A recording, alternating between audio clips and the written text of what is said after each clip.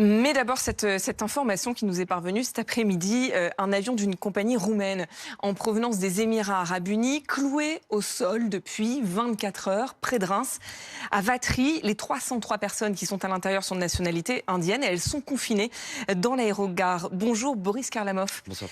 Les autorités soupçonnent qu'il y a parmi ces passagers, des victimes de traite d'êtres humains. Oui, une enquête judiciaire a été ouverte par le parquet de Paris afin de vérifier tous ces éléments. On va revenir sur les faits. Cet avion, il appartient à une compagnie aérienne roumaine, Legend Airlines. Cela fait maintenant plus de 24 heures qu'il est immobilisé sur le tarmac de l'aéroport de Vatry. C'est dans le département de la Marne. Ce vol comprenait à son bord 303 passagers de nationalité indienne partis de Dubaï. Ils devaient réaliser une escale technique à Vatry avant de se rendre au Nicaragua. Alors selon le parquet de Paris qu'on a pu joindre cet après-midi, c'est en fait un renseignement anonyme qui a signalé qu'un avion faisant une halte pour ravitaillement transportait des passagers indiens étant susceptibles d'être victimes de traite des êtres humains. Il a donc été immobilisé et sur réquisition du parquet de Châlons-en-Champagne, des vérifications d'identité ont été effectuées sur l'ensemble des passagers, mais également sur le personnel navigant par la police aux frontières notamment. Une enquête judiciaire ouverte par le parquet de Paris, des investigations menées sous la direction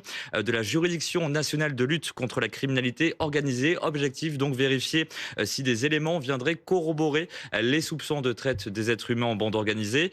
Parmi les passagers, 2 personnes ont été placées aujourd'hui en garde à vue et dans l'attente d'un éventuel réembarquement, tous ces passagers, ils sont logés dans l'aérogare grâce notamment à la mobilisation de la sécurité civile. Merci Boris pour toutes ces précisions. Bonjour Michel Taube, vous êtes Bonjour. directeur de la publication d'opinion internationale, soupçon de traite d'êtres humains, c'est-à-dire pourquoi on les fait venir en France ? Alors, on les fait pas venir en France. Apparemment, ils étaient en transit. Ils n'étaient pas censés rester sur le sol français. C'était une escale technique. Mais c'est un fait qui est très, très important parce qu'il montre en fait que l'atlas des migrations internationales et surtout du trafic illégal d'êtres humains, il passe par tous les modes de transport. On le connaît par la mer, on le connaît par la terre, mais c'est également par les airs. Et c'est vrai que vous avez beaucoup de candidats à l'émigration, non seulement vers l'Europe, ça on le sait, mais également vers les États-Unis, qui est sous pression constante à la frontière mexicaine de personnes qui viennent d'Amérique latine, mais également du monde entier. Donc c'est un fait vraiment important et il faut saluer la vigilance, il faut rester prudent, mais la vigilance des autorités françaises qui veulent vérifier qu'il ne s'agit pas effectivement de trafic d'êtres humains. Peut-être que les 2 personnes mises en garde à vue pourraient être inculpées de trafic d'êtres humains. Peut-être que ça ne sera pas le cas, mais il y a un certain risque effectivement qu'on y arrive. Oui, c'est un renseignement anonyme en fait qui a alerté les autorités et qui a permis d'arrêter cet avion. Alors on a un doute effectivement sur cette escale technique. On ne sait pas si c'est une fausse escale technique et si la destination finale était la France ou s'il s'agissait d'un autre pays. Donc il y a une interrogation à ce niveau. Mais très concrètement, traite d'êtres humains, ça veut dire quoi traite d'êtres humains ? Traite d'êtres humains, c'est-à-dire que vous avez des personnes qui se font payer pour permettre à des candidats à l'émigration vers d'autres continents d'arriver à leur fin.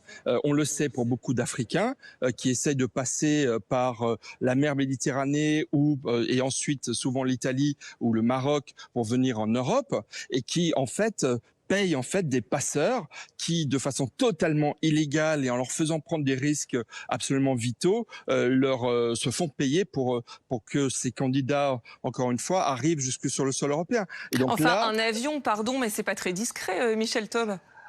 Oui, mais s'ils se présentent tous comme des touristes en escale ou alors en destination vers la France, ça peut être le cas. Il y a véritablement des trafics internationaux d'êtres humains où effectivement vous avez des Sri Lankais, des ressortissants du Bangladesh, des Indiens qui peuvent vouloir effectivement aller soit vers l'Europe, soit vers les États-Unis et qui pour cela vont payer des passeurs qui leur proposent parce que les modes de transport se perfectionnent, les modes de trafic d'êtres humains se perfectionnent. Et donc, quelque part, ça ne m'étonne pas parce que, encore une fois, l'atlas international de ces migrations illégales, il est multiple, il est interplanétaire et vraiment, il traverse tous les continents. Il y a encore une fois la voie classique du Moyen-Orient ou de l'Afrique vers l'Europe. Celle-là, on la connaît très bien et malheureusement, l'actualité nous en rapporte des faits souvent dramatiques à longueur d'année. Mais ça concerne aussi des trafics qui vont notamment vers vers les États-Unis, à vérifier évidemment,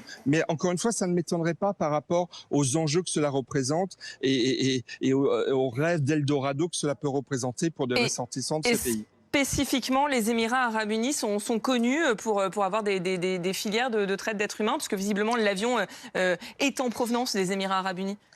Alors, filière d'êtres humains, je ne sais pas, mais en tous les cas, une plateforme ou un hub de transit extrêmement lâche en termes de, c'est-à-dire non vigilant quant aux raisons qui amènent tel ou tel candidat, encore une fois, à l'exode, à passer par les Émirats arabes unis pour aller dans d'autres pays. Non, ça ne m'étonne pas. Les Émirats arabes unis sont encore une fois considérés comme un des pays où il est le plus facile de se rendre et de transiter pour aller vers d'autres destinations. Donc non, ça ne m'étonne pas. Après, encore une fois, ce sont des Indiens, si on en croit les faits, hein, qui sont pour le moment rapportés. Des Indiens qui veulent venir en France, il y en a. C'est pas la destination la plus prisée pour les Indiens, notamment pour des questions de langue.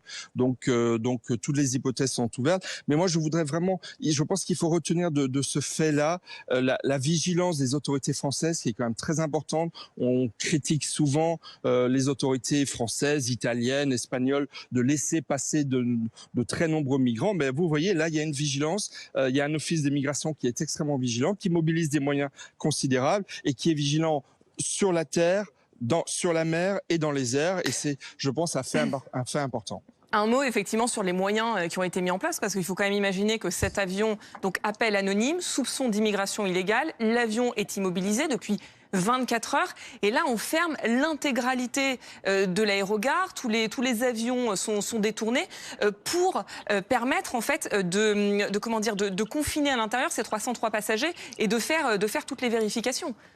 Alors, ces moyens sont aussi dictés par une considération de dignité et d'humanité. Les autorités mobilisent des moyens considérables, effectivement, pour pouvoir, le temps de l'enquête, c'est-à-dire l'enquête pour vérifier s'il s'agit vraiment d'un trafic d'êtres humains, permettre à ces nombreuses personnes d'avoir des conditions de séjour, j'allais dire, entre guillemets, hein, sur place à Vatry, qui soient dignes. Et ça demande effectivement des moyens. Alors, là, il se trouve que l'aérogare de Vatry, dans la Marne, est un aérogare qui a peu de trafic.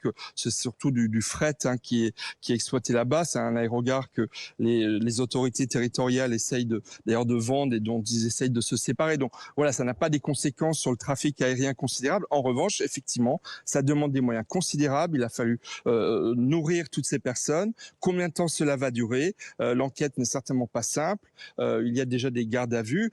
Imaginons que tout ceci se confirme, à savoir que tous ces ressortissants étaient inscrits dans un trafic illégal d'êtres humains vers la France, l'Europe ou les États-Unis. Ça risque de poser d'énormes problèmes, parce la France va se retrouver avec des personnes sur le bras, entre guillemets, à devoir gérer et dont il va falloir assurer effectivement les conditions de dignité de vie sur le sol français, en attendant leur éventuelle expulsion et retour d'où ils venaient, si tout cela était avéré. Oui, effectivement, il y aura toute la question de la prise en charge de ces 303 passagers. Merci Michel Taube pour vos explications. Je rappelle donc que 2 personnes sont actuellement placées en garde à vue, et merci à vous, Boris Karlamov.